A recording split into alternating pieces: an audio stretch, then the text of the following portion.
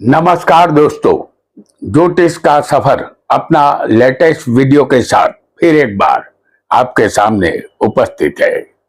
यह हमारा 562वां एपिसोड है जिसका नाम है गुरु ज्ञान का उजाला।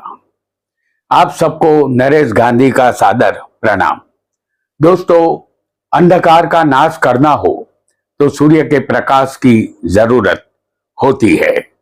इसी तरह अज्ञान के अंधकार के नाश के लिए ज्ञान के प्रकाश की जरूरत होती है। सूर्य के पास प्रकाश का तेज है, जबकि गुरु के पास प्रज्ञा शक्ति का तेज है। प्रकाश से सभी दिशाएं खुल जाती है, लेकिन किस दिशा में जाना चाहिए यह ज्ञान सिर्फ गुरु ही दे सकता है। मनुष्य के पास शारीरिक बल हो, बेशुमार संपत्ति हो, सभी आराम के साधन मौजूद हो, फिर भी मनुष्य के पास ज्ञान बुद्धि न हो, समझदारी न हो, चतुराई भी न हो, तो ज्ञान उस तोते की तरह होता है जो सोने के पिंजरे में कैद हो, जिसका कोई फायदा नहीं होता। मनुष्य की छोटी सी खोपड़ी में असंख्य ज्ञान कोश समाये हुए हैं। यह ज्ञान कोश प्रज्ञा शक्ति का केंद्र स्थान है। यह प्रज्ञा क्या है, इसे भी जानते चलेंगे। सत्य असत्य की पहचान करने की तथा समस्याओं का हल करने की क्षमता को प्रज्ञा कहते हैं। प्रज्ञा मन की वह क्षमता है जो सही निष्कर्ष पर पहुंचने में सहायक होती है। मनुष्य की प्रज्ञा शक्ति पर गुरु का अधिकार है और गुरु ही ज्ञान के कारक है।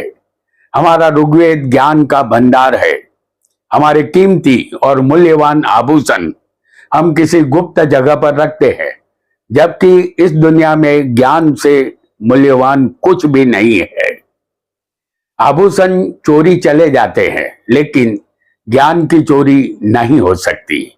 आपकी मर्जी के विरुद्ध आपका ज्ञान कोई चोरी नहीं कर सकता। गुरु ज्ञान का खजाना है। हमारा दिमाग यानी ब्रेन हमारे शरीर का राजा है और हमारी नाभि प्राण शक्ति का उद्भव स्थान है। गुरु का प्रभाव हमारे दिमाग और नाभि पर है। जब कोई भी बच्चा अपनी माता के गर्भ में होता है तो वह गर्भनाल से जुड़ा होता है। गर्भनाल का दूसरा सिरा बच्चे की नाभि से जुड़ा होता है। गर्भ को फलित करने का काम गुरु करते हैं, इसीलिए संतान के कारक गुरु माने जाते हैं। गुरु आकाश तत्व पर अधिकार रखता है और आकाश अनंत है। गुरु की विशालता नापने का पैमाना यह है कि हमारी 1300 पृथ्वियां गुरु में समा जाती है। आइए जानते हैं विशाल ग्रह गुरु का 12 स्थान में फल। वीडियो को लाइक करें, शेयर करें और हमारे चैनल ज्योतिष का सफर को सब्सक्राइब करें। धन्यवाद। आपका लग्न कोई भी हो, आपको सिर्फ स्थान याद रखना है। जिस स्थान में हम गुरु को दिखाएंगे वह स्थान आपको याद रखना है। यदि आपके लग्न में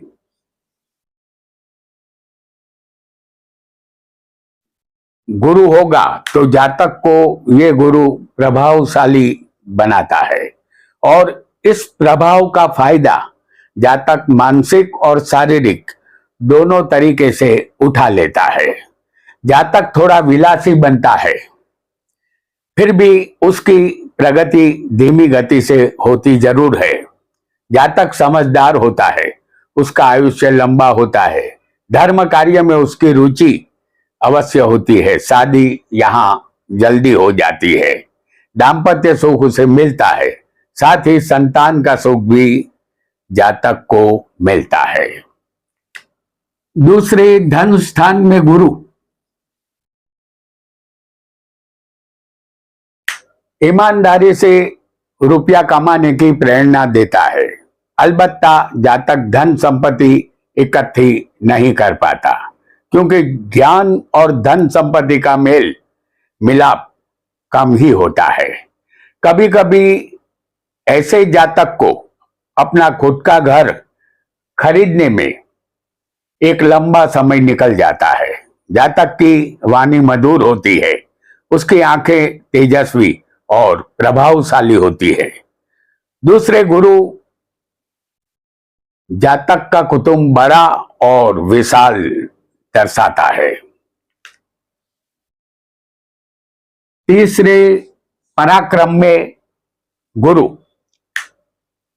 भाई बहन के सुख से वंचित कर देता है या भाई बहन का सुख अल्प देता है। ऐसे जातक का कुटुंब परिवार छोटा होता है। जातक जो भी अपने मन में सोचता है वह नहीं होता, इसकी सोच गलत हो जाती है। तीसरा स्थान साहस और पराक्रम का है। गुरु के लिए यह स्थान अनुकूल नहीं है। यहां गुरु निष्क्रिय बनता है, यानी कि गुरु का फायदा यहां नहीं मिलेगा। और चौथे स्थान में गुरु वाले जातक के कर्म अच्छे होते हैं, उसके हाथों पवित्र कार्य होते हैं।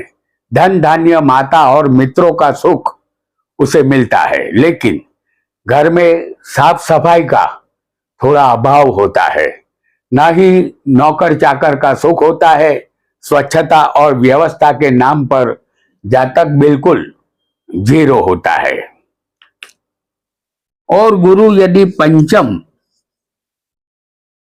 स्थान में होता है तो गुरु विद्या अभ्यास सामान्य देता है। इसके साथ ही पुत्र प्राप्ति की शक्यता भी कम ही रहेगी। पुत्री संतान होगी या आपकी यश कीर्ति में बढ़ावा करने वाली प्रभावशाली ये पुत्रियां होती है। जातक यहाँ धार्मिक स्वभाव का बनता है। सत्कार्य और आजीविका से वह संपत्ति प्राप्त करता है।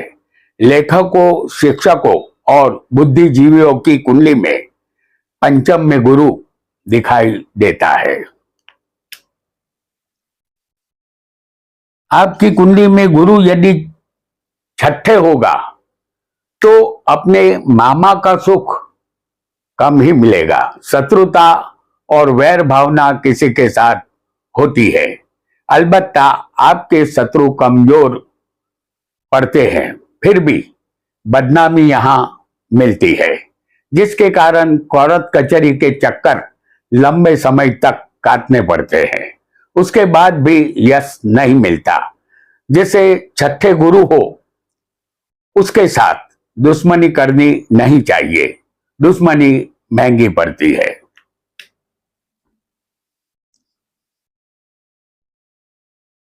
सप्तम स्थान में गुरु होगा तो पत्नी अच्छे स्वभाव की और खानदान घर की मिलती है। जातक अपने घर का कुल दीपक बनता है। पूरा जीवन सुखमय गुजरता है। जातक प्रभावशाली व्यक्तित्व का मालिक बनता है। जातक की सेहत अच्छी रहती है।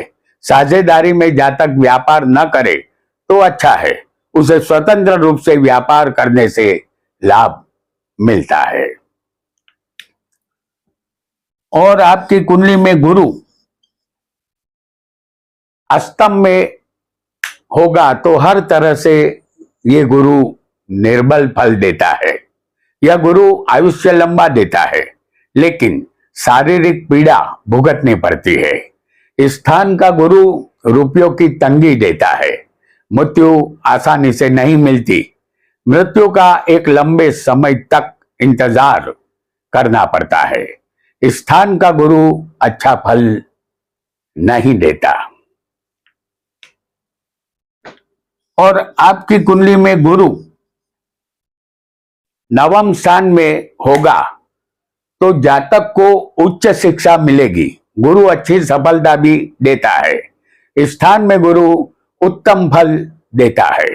जातक धार्मिक और देवी देवता को मानने वाला होता है। उसे देवी देवता की कृपा भी मिलती है।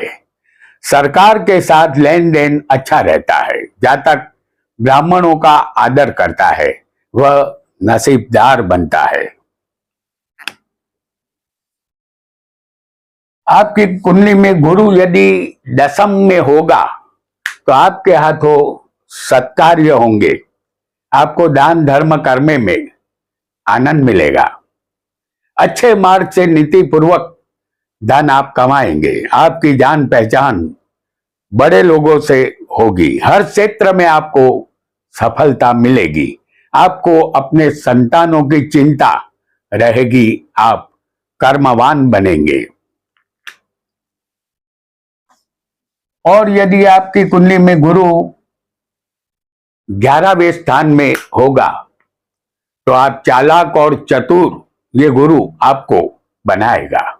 जातक अच्छे मार्ग से धन कमाता है। स्थान का गुरु कुल मिलाकर अच्छा ही फल देता है, लेकिन वासना की तरफ जातक का रुझान ज्यादा रहता है। जातक अपनी इच्छा पूर्ति में मसरूफ रहता है। इसके बावजूद जातक को यह गुरु अधिकार पद देता है और वह उच्च पद को प्राप्त करता है। आपकी कुंडली में गुरु 12वें स्थान का गुरु किसी भी बहाने धार्मिक कार्य में रुपयों का खर्च करवाता है। स्थान का गुरु यश और कीर्ति देता है। ऐसे जातक की कीर्ति मृत्यु के बाद भी लोक मानस के मन में मौजूद रहती है। लोग मरने के बाद भी उसे याद करते हैं, लेकिन ऐसे व्यक्ति को संसार का सुख कम मिलता है। तो दोस्तों, आज हमने ज्ञान के प्रकाश देने वाले गुरु का 12 स्थान में फल जाना। आज इतना ही। आपका बहुत बहुत धन्यवाद।